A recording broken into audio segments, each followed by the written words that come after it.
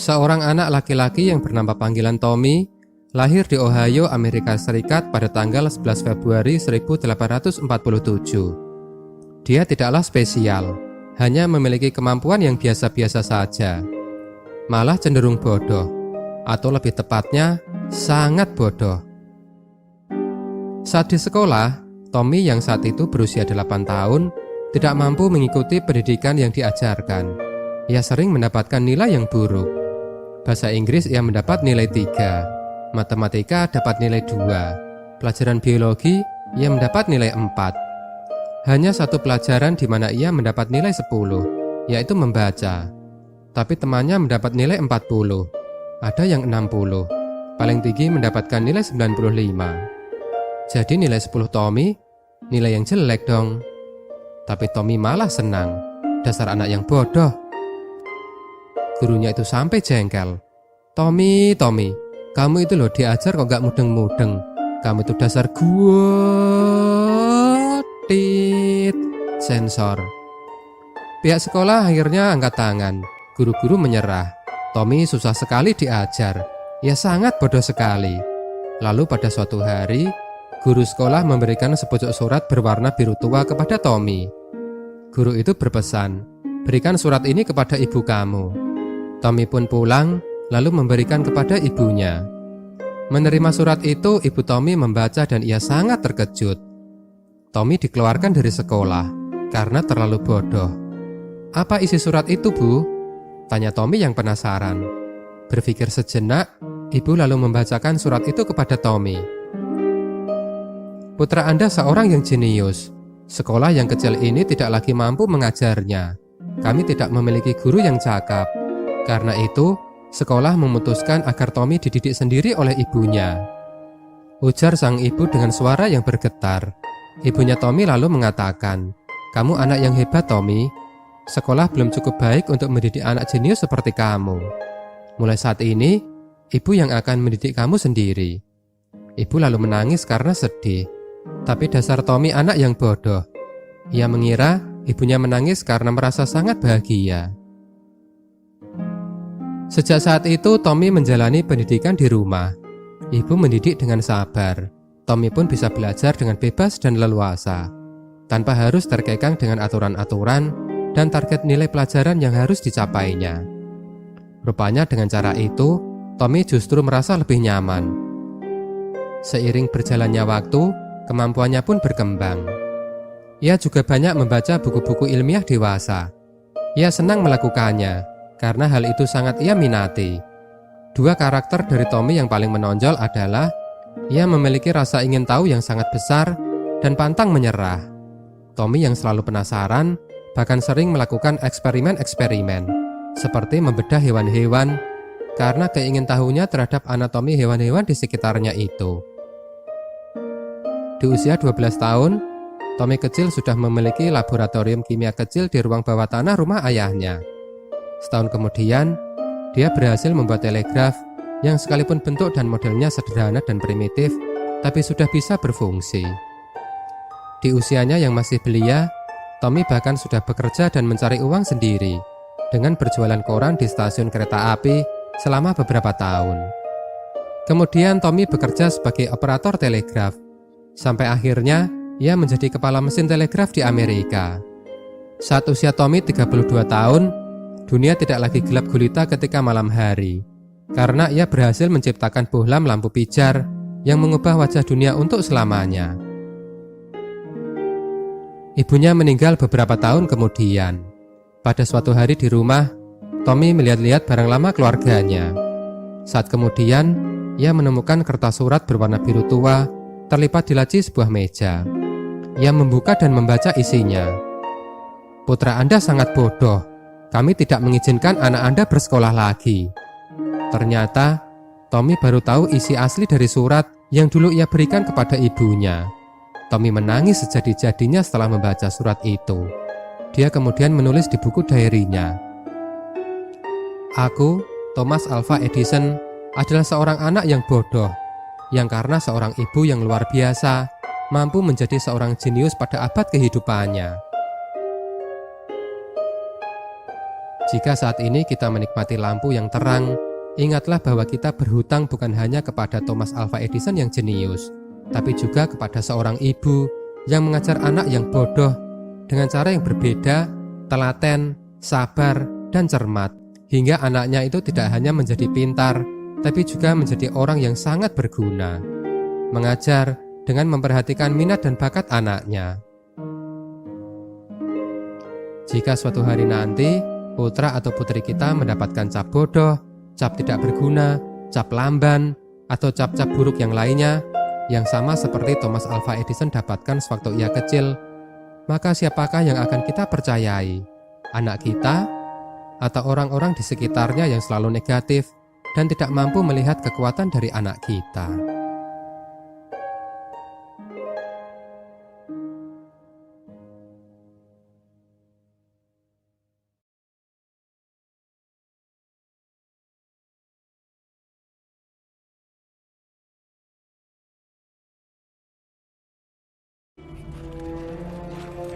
Ini terjadi supaya Alkitab digenapi.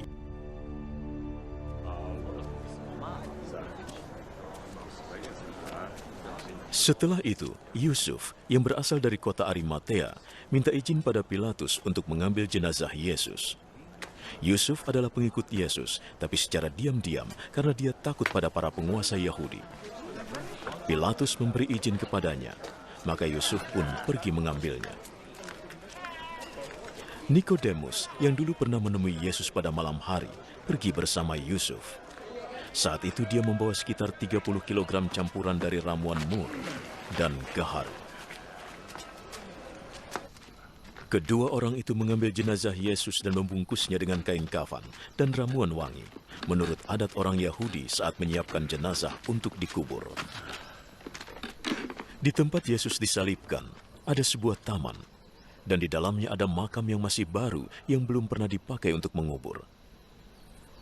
Karena hari Sabat sudah dekat, dan karena makam itu tidak jauh, mereka meletakkan jenazah Yesus di sana. Pada hari Minggu pagi, sewaktu masih gelap, Maria Magdalena pergi ke makam dan melihat batu penutupnya sudah digeser dari makam. Ia berlari mencari Simon Petrus dan murid lainnya yang dikasihi Yesus.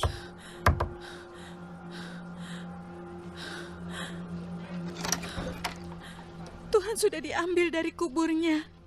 Aku tidak tahu di mana dia diletakkan. Lalu Petrus dan murid lain itu pergi ke makam. Kedua orang itu berlari, tapi murid lain itu berlari lebih cepat dari Petrus dan tiba lebih dulu di makam. Dia menengok ke dalam dan melihat kain kafan ada di situ, tetapi dia tidak masuk. Simon Petrus menyusul di belakangnya dan langsung masuk ke dalam makam.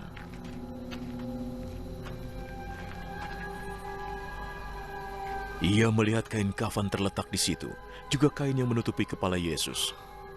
Kain itu tidak di dekat kain kafan, tetapi tergulung, terpisah. Lalu murid Yesus yang lain yang tiba lebih dulu ikut masuk. Ia melihat dan percaya. Mereka masih tidak mengerti yang tertulis dalam Alkitab bahwa ia harus bangkit dari mati. Lalu kedua murid itu pulang. Maria Magdalena menangis di luar makam. Sementara menangis, ia berjalan mendekat dan menengok ke dalam makam.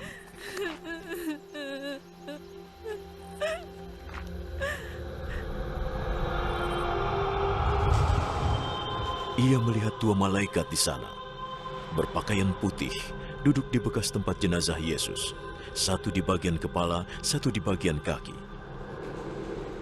"Ibu, mengapa engkau menangis?" mereka bertanya. Mereka mengambil jenazah Tuhanku. Aku tidak tahu di mana mereka meletakkannya. Ia menengok ke belakang dan melihat Yesus berdiri di situ. Tapi dia tidak tahu bahwa itu Yesus. Mengapa engkau menangis? Engkau sedang mencari siapa? Ia mengira itu tukang kebun. Jadi ia berkata, Jika engkau memindahkannya, Di mana engkau meletakkannya, aku akan mengambilnya.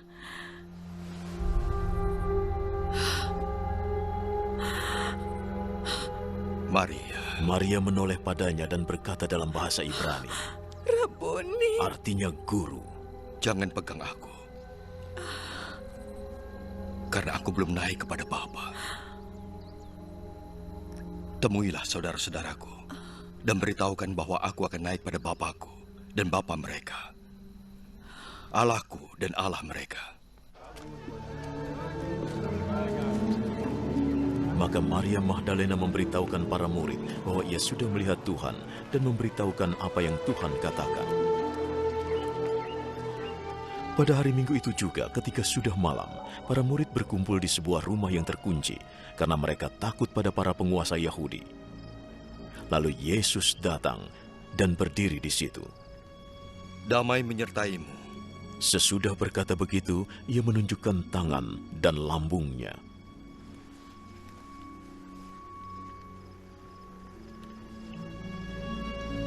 Murid-murid gembira sekali saat melihat Tuhan datang. Yesus berkata lagi pada mereka, Damai menyertai kalian. Seperti Bapa mengutusku, aku pun mengutus kalian.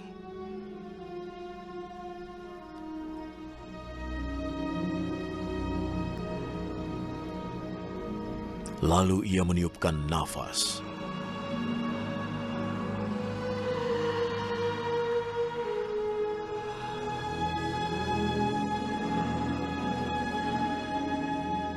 Terimalah Roh Kudus. Jika kalian mengampuni dosa orang, Allah mengampuninya. Jika kalian tidak mengampuninya, Allah tidak mengampuninya.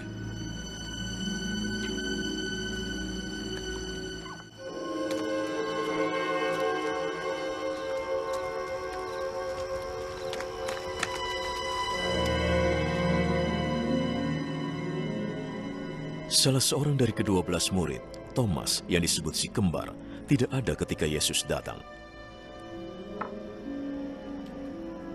Maka murid-murid lain memberitahukannya, kami telah melihat Tuhan.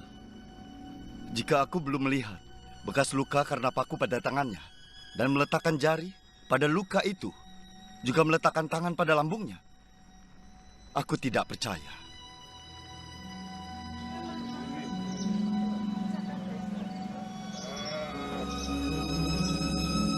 Seminggu kemudian murid-murid Yesus berkumpul lagi di tempat yang sama, dan Thomas ada juga bersama mereka. Pintunya terkunci, tapi Yesus datang dan berdiri di situ.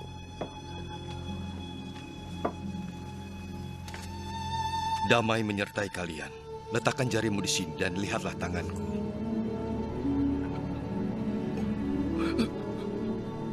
Ulurkan tanganmu dan letakkan di lambungku.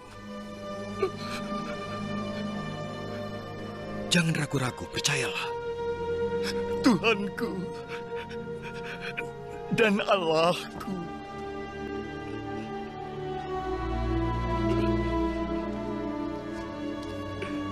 Engkau percaya karena melihat aku. Berbahagialah orang yang percaya walau tidak melihatku.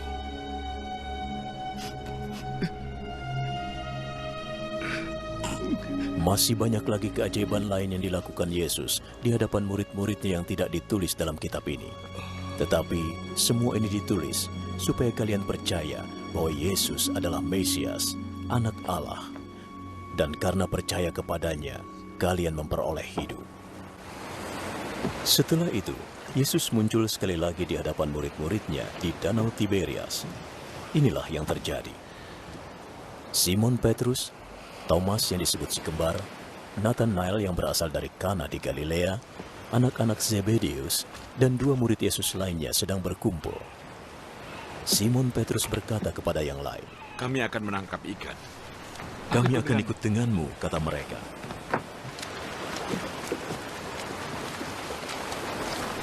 Mereka pergi naik perahu, tapi sepanjang malam mereka tidak dapat apa-apa.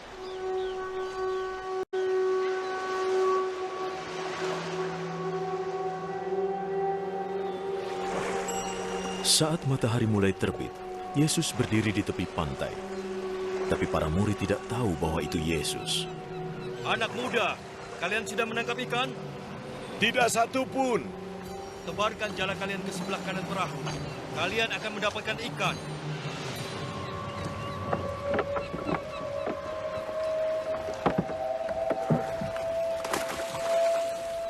Lalu jala itu dilemparkan. Tetapi tidak bisa ditarik lagi. Sebab begitu banyak ikan di dalamnya.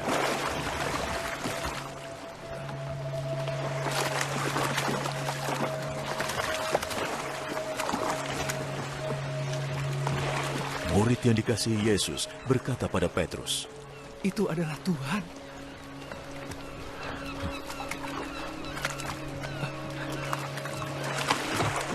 Ketika Petrus mendengar bahwa itu Tuhan, ia memakai bajunya lagi, sebab sebelumnya ia melepaskan pakaian dan terjun ke dalam air. Murid-murid lain menyusul ke darat dengan perahu dan menarik jala yang penuh ikan. Mereka tidak terlalu jauh dari daratan, kira-kira 100 meter. Ketika mereka turun dari perahu, mereka melihat ada bara api dengan ikan di atasnya dan juga roti.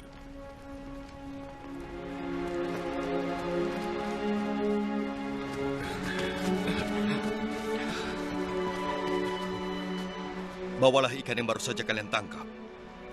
Simon Petrus naik ke perahu dan menarik jala yang penuh dengan ikan besar ke darat. Semuanya ada 153 ekor. Meskipun ikannya banyak, tetapi jalannya tidak robek. Mari, kita makan. Tidak seorang pun berani bertanya padanya, "Engkau siapa?" Sebab mereka tahu bahwa itu Tuhan. Yesus mendekati mereka, mengambil roti, memberinya pada mereka, begitu juga ikannya. Inilah ketiga kalinya Yesus menampakkan diri kepada murid-muridnya setelah ia bangkit dari kematian. Sesudah mereka makan, Yesus berkata pada Simon Petrus, Simon, putra Yunus, apakah engkau mengasihiku lebih dari mereka?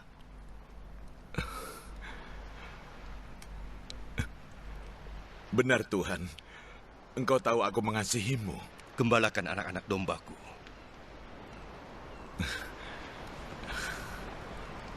Untuk kedua kalinya, Yesus bertanya, Simon, putra Yunus, engkau mengasihiku? Benar Tuhan, Engkau tahu aku mengasihimu. Gembalakan domba-dombaku. Untuk ketiga kalinya, Yesus bertanya, Simon, putra Yunus, engkau mengasihiku?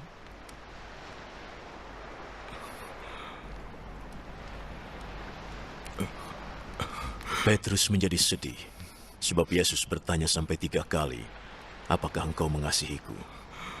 Maka ia menjawab lagi, Tuhan,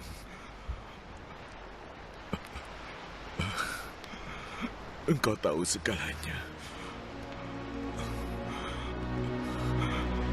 Aku mengasihimu.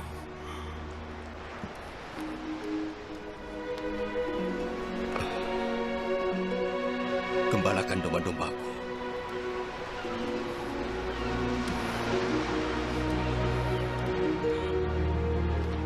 Aku berkata yang sesungguhnya. Ketika masih muda, engkau mengikat pinggangmu dan pergi kemanapun engkau suka. Tetapi ketika sudah tua, engkau akan mengulurkan tangan. Dan orang lain yang akan mengikatmu. Dan membawamu ke tempat yang tidak engkau inginkan. Dengan kata-kata itu, Yesus ingin memberitahukan bagaimana Petrus akan meninggal dan mengagungkan nama Allah. Lalu Yesus berkata padanya, Ikutilah aku. Petrus menoleh dan melihat di belakangnya ada murid yang dikasihi Yesus, yang duduk di dekat Yesus saat makan dan yang bertanya, Tuhan, siapa yang akan mengkhianati engkau? Ketika melihatnya, Petrus bertanya, Tuhan, bagaimana dengan orang ini?